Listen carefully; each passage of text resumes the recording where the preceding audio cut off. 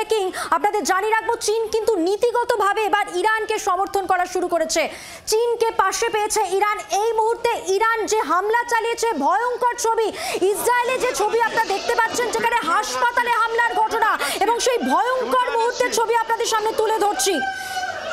ইসরায়েলের দক্ষিণ প্রান্তে বেরশেবা শহরে একটি হাসপাতাল, যেখানে ইরান হামলা চালিয়েছে, সেই ছবি দেখাচ্ছি আপনাদের। কি ভয়ঙ্কর মুহূর্ত উঠে এসেছে জি 24 ঘন্টার পর্দায়, একমাত্র জি 24 ঘন্টার পর্দায় যুদ্ধের আপডেট আপনারা পাচ্ছেন। আর এই মুহূর্তে ইসরায়েলের সেই হাসপাতাল যেখানে হামলা চালিয়েছে ইরান।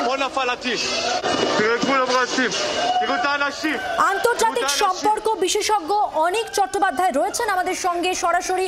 অনিক বাবু, এই মুহূর্তে যে খবর পাওয়া যাচ্ছে, চীন নীতিগতভাবে এবার ইরানকে সমর্থন করা শুরু করলো, তাহলে ইরান কি নতুন করে আরো শক্তি পেল?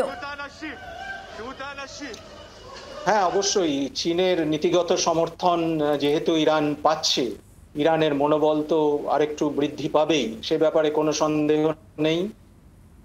এবং দুপক্ষ যেরকম অনড় মনোভাব নিয়ে এগোচ্ছে, ইরান যেটা বলেছে তারা কোনো চাপের কাছে নতি স্বীকার করবে না, আবার আমেরিকাও ওখানে অনড়, আমেরিকা। ফলে যুদ্ধ পরিস্থিতি কিন্তু আরো খারাপের দিকে যাচ্ছে। যদি আমেরিকা আক্রমণ করে, তাহলে অন্যান্য দেশও কিন্তু হাত গুটিয়ে বসে থাকবে না, বিশেষ করে পশ্চিম এশিয়ার বেশ কয়েকটি দেশ এবং চীনের এখন যেহেতু নীতিগত সমর্থন আছে, ফলে ইরানের যারা মিত্র দেশ তারা কিন্তু হাত গুটিয়ে বসে থাকবে না যদি আমেরিকা আক্রমণ করে। এবং ইরান যেহেতু জানিয়েই দিয়েছে তারা কোনো চাপের কাছে নতি স্বীকার করবে না, ফলে যুদ্ধ এখন চলতেই থাকবে। এই মুহূর্তে এটা থামার কোনো সম্ভাবনা দেখা যাচ্ছে না।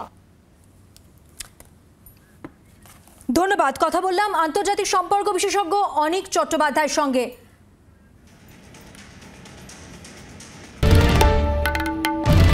বাংলার আওয়াজ, বাঙালির আবেগ, জি 24 ঘন্টা।